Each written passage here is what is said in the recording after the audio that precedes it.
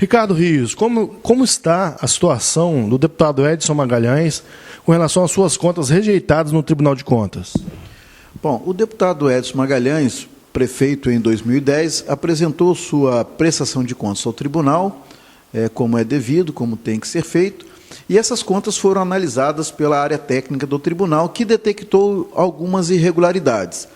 Diante dessas irregularidades, na época, houve um voto, para que todos possam entender, o voto é como se fosse uma sentença de um juiz comum. Houve uma sentença, houve um voto pela rejeição dessas contas, um parecer prévio.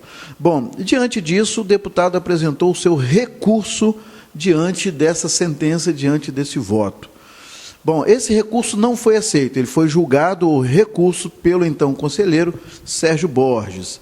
Esse recurso não foi aceito e foi, então, editado, foi votado em plenário, houve o acórdão. O que é o acórdão? É a decisão do colegiado, é a decisão de todos os conselheiros reunidos, decidem ou não acompanhar o voto, a sentença daquele relator.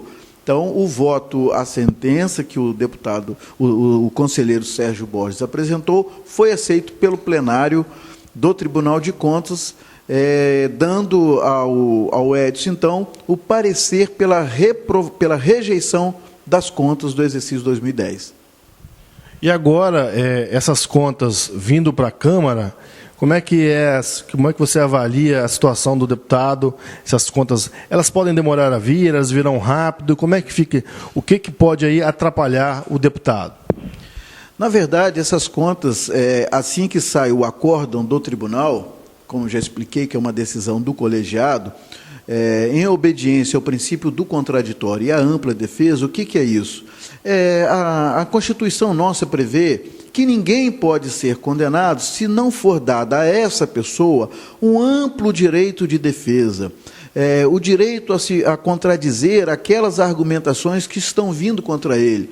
Então, se alguém diz alguma coisa contra você, você tem que ter o direito de se defender. É isso que está acontecendo com as contas do então prefeito, ex-prefeito de Guarapari, hoje deputado Edson Magalhães. Depois desse acordo que o tribunal votou, que os conselheiros votaram, veio então o prazo para ele apresentar o seu recurso. E ele apresentou então aquilo que nós chamamos de embargos de declaração. O que são os embargos de declaração? São as questões que a parte requerente, a parte interessada, o requerido, o réu, ele vai e contesta alguma coisa naquela decisão que não ficou clara, alguma questão que não foi debatida à exaustão, alguma questão que ele acha que tem que ser rebatida. Então, ele vai e apresenta os seus embargos de declaração. Esses embargos suspendem o prazo, ou seja, enquanto esses embargos não forem decididos, o prazo para qualquer outro ato está suspenso. Depois que esses embargos forem julgados, então ele tem um prazo para agravar esta decisão. O que isso significa? Significa que ele, mesmo tendo os seus embargos não aceitos, ele ainda não está conformado. Às vezes as pessoas podem não entender por que a lei prevê esse tipo de saída ou de recurso, Parece uma coisa assim, fica enrolando. Não é isso. É que todo cidadão, independentemente da sua situação socioeconômica, ele tem direito a uma ampla defesa, ao amplo contraditório, estou repetindo. Então, diante disso, ele pode agravar, ele pode dizer, olha, eu não concordo com a decisão. Em outras palavras, ele vai dizer assim, eu não concordo com a decisão que foi dada pelo tribunal e quero que ela seja revista. Então, ela vai ser revista, aquela decisão, diante dos argumentos. É bom frisar que isso não pode ter um caráter protelatório. O que é um caráter protelatório? Eu vou recorrer porque essa decisão demora, isso não vai ser julgado nunca. Não é assim que funciona. No Tribunal de Contas, se o recurso for considerado protelatório, se ele está simplesmente postergando os prazos para ganhar prazo, para poder fazer isso ou aquilo, enfim, se houver essa interpretação, ele pode ser multado, ou quem recorreu, quem apresentou o recurso, quem apresentou os embargos, ele pode ser multado, receber uma multa de até R$100 mil, se for caracterizado que aquele embargo declaratório foi apenas uma ação de protelar as decisões daquela Corte de Contas. Bom, então ele tem ainda o agravo depois dos embargos. Se esse agravo for julgado também improcedente, não conhecido desse agravo, o que vai acontecer? Então ele não tem mais o que fazer na Corte de Contas. Então as contas deles estará pronta, assim que transitar o prazo em julgado, estará pronta para vir para a Câmara, para que a Câmara possa apresentar o seu julgamento e a sociedade de Guarapari vai saber o que a Câmara pensa a respeito.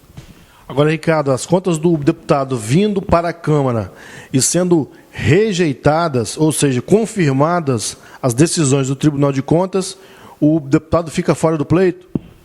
Bom, aí, se a Câmara mantiver a decisão do Tribunal de Contas, ou seja, se ela acompanhar a decisão, é bom lembrar que o Tribunal de Contas ele é o órgão auxiliar tanto do Poder Legislativo Estadual quanto dos poderes legislativos municipais.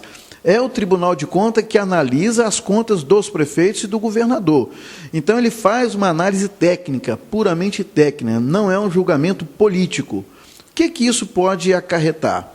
A Câmara, então, vai atender ou não aquele parecer. A Câmara pode aprovar? Pode. Ela pode rejeitar? Também pode. Mas ela tem que justificar, no caso, por exemplo, se a Câmara de Guarapari resolver aprovar as contas do Edson Magalhães, que hoje é deputado, ex-prefeito. Se ela resolver aprovar essas contas, com todos aqueles itens de irregularidades apontados naquele parecer prévio pela rejeição, então o próprio Ministério Público pode pedir à Câmara as justificativas que levaram a essa aprovação diante de tantas irregularidades apontadas naquele parecer prévio. Normalmente, as câmaras seguem o que o Tribunal de Contas emite. Então, o Tribunal de Contas emitiu o parecer prévio pela rejeição, a Câmara, se reprovar as contas do Edson, então, praticamente, aí nós estamos falando praticamente, porque em matéria de direito é difícil a gente dizer que está terminada a questão. Se a Câmara reprovar as contas do Edson, então dificilmente, muito difícil, o Edson conseguir registrar a sua candidatura, ou se registrar, muito difícil que ela não seja impugnada e o seu registro seja então cassado e ele não poderá concorrer às eleições municipais deste ano.